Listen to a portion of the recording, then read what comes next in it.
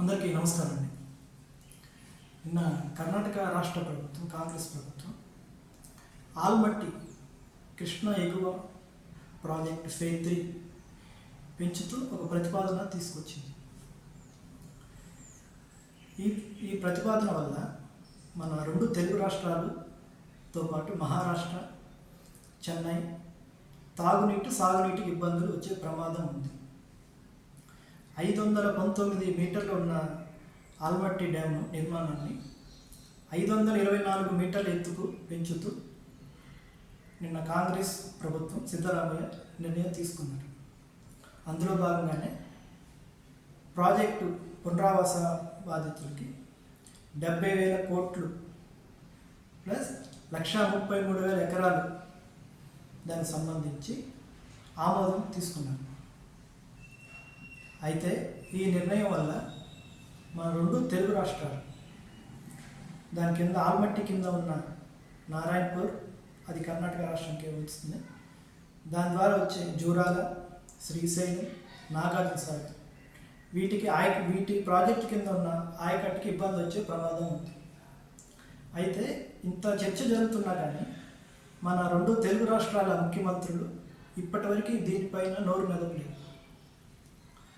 CM Revanth Reddy కానీ, AP CM Chandrababu Naidu కానీ ఈ నిర్ణయం దీనిపై ఎటువంటి ఎప్పుడు అభ్యంతరం వ్యక్తం చేయలేదు. తెలంగాణ నీటిపారుదల శాఖ మంత్రి ఉత్తమ్ కుమార్ రెడ్డి మాత్రం బీఆర్ఎస్ విమర్శలు చేసిన తర్వాత నోరు విప్పి ఈ నిర్మాణాన్ని, ఈ ఎత్తు ప్రతిపాదన మేము అడ్డుకుంటామని చెప్పారు. ఇదే కానీ ప్రాజెక్ట్ 524 మీటర్లకి పెంచుతూ నిర్మాణం పూర్తయితే మన రాయలసీమ కానీ, తెలంగాణలోని దక్షిణ తెలంగాణ ప్రాంతం అంతా ఎడారయ్యే ప్రమాదం ఉంది. ఈ విషయాన్ని మన వాళ్ళు ఎందుకు చర్చకి తీసుకొని రాలేకపోతున్నారు? మన రెండు తెలుగు రాష్ట్రాల మధ్య ఉన్న గోదావరి జలాలు 100 టీఎంసీలు వరద జలాలు తీసుకెళ్ళి గోదావరి బనకచర్ల నిర్మాణం చేపడతామంటే మన రెండు తెలుగు రాష్ట్రాల ముఖ్యమంత్రి దాని దగ్గర గొడవ పడుతుంది. ఇక్కడ వరద జలాల సమస్య కాదు, ఇప్పుడు నికర జలాల కోసం ఫైట్ చేయాల్సిన పరిస్థితి వచ్చింది. వరద జలాలు కాదు, అసలు నికర జలాల కోసం ఇప్పుడు కొట్లాడ పరిస్థితి వచ్చింది కృష్ణా బేసిన్. ఈ ఆల్మట్టి నిర్మాణం ఒకప్పుడు 129 మీటర్లకే పరిమితమైంది. కానీ బ్రిజేష్ కుమార్ ట్రిబ్యునల్ దీన్ని 519 మీటర్ల వరకు నిర్మాణం వరకు చేసుకోవచ్చని చెప్పింది. అయితే ఇప్పటికే 519 దగ్గర జరిగితేనే 129 టీఎంసీలు అక్కడ ఉంది. అదే 524 టీఎంసీలకి ఆల్మట్టి నిర్మాణంగానే 524 అడుగులకి ఆల్మట్టి నిర్మాణంగా జరిగితే అదనంగా 130 టీఎంసీలు, 130 260 టీఎంసీ, దాదాపు 300 టీఎంసీలు ఆల్మట్టిలోనే ఉంటాయి. అవి నిండితే కానీ మనకి శ్రీశైలం కాదు, శ్రీశైలం నుంచి నాగార్జునసాగర్. మొదలే కృష్ణా బేసిన్లో వరదలు చాలా తక్కువ, గోదావరిలో ఎప్పుడూ వరదలు ఉంటాయి. సంవత్సరానికి 3,000 టీఎంసీలు సముద్రం పాలవుతూ ఉంటాయి. కృష్ణాలు అలా కాదు, ఇక్కడ బేసిన్ ఎక్కువ, వరద వచ్చే తక్కువ. అలాంటి పరిస్థితుల్లో ఇంతవరకు ముఖ్యమంత్రులు కానీ దీనిపై మాట్లాడుకోవడం చాలా శోచనీయం. గతంలో కూడా రాయలసీమ తీవ్ర అన్యాయం చేసే అప్పర్ భద్ర ప్రాజెక్ట్ ఇట్నే కర్ణాటకలోనే నిర్మించారు. దీనివల్ల తుంగభద్రకి వాటర్ చాలా ఎక్కువ. తుంగభద్ర కింద ఆధారపడ్డ ఉమ్మడి అనంతపురం, కర్నూలు జిల్లాలు ఇప్పుడు చాలా ఉద్యమాలు చేశారు, కానీ ఎటువంటి ప్రయోజనం లేదు.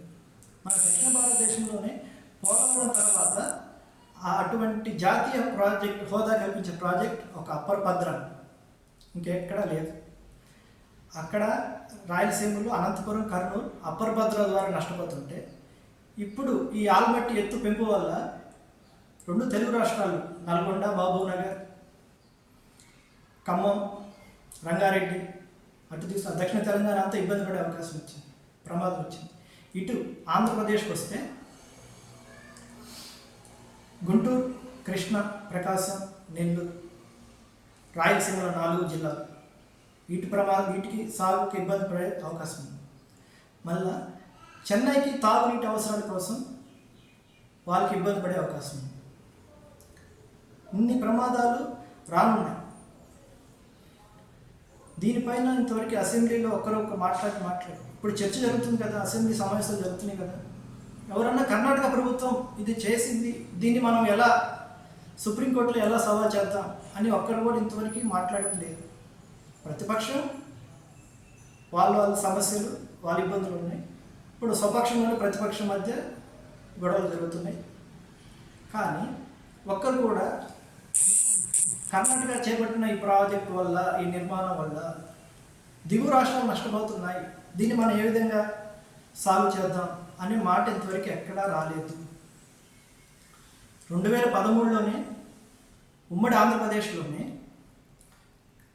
కృష్ణానది జలాల ట్రిబ్యునల్కి కర్ణాటకలో ఆల్మట్టి ప్రాజెక్ట్ నిర్మాణాన్ని పెంచుకోవచ్చు అనే తీర్పుకి వ్యతిరేకంగా మన ఉమ్మడి రాష్ట్ర ప్రభుత్వం సుప్రీంకోర్టులో స్పెషల్ లీవ్ పిటిషన్ దాఖలు చేసింది. సుప్రీంకోర్టు కూడా ఆంధ్రప్రదేశ్ ఈ నిర్ణయం వల్ల ఆంధ్రప్రదేశ్ నదీ పరివాహక ప్రాంతం నష్టపోతుంది, అందుకని కింద రాష్ట్రం యొక్క ప్రయోజనాలు మనం కాపాడాలి అని చెప్పి ఆల్మట్టి ఎత్తు పెంపుని విరమిస్తూ స్టే ఇచ్చింది. తర్వాత రాష్ట్రం విడిపోయింది. కేసీఆర్ గారు అక్కడ ముఖ్యమంత్రి అయ్యారు. ఆయన కూడా మళ్ళీ స్పెషల్ లీవ్ పిటిషన్ దాఖలు చేస్తే ఆ స్పెషల్ లీవ్ పిటిషన్నే మళ్ళీ సుప్రీంకోర్టు కొనసాగించింది. ఇది ఇలా విచారణ దశలో ఉండగానే ఇప్పుడు కర్ణాటక కాంగ్రెస్ ప్రభుత్వం ఈ నిర్ణయం తీసుకొచ్చింది.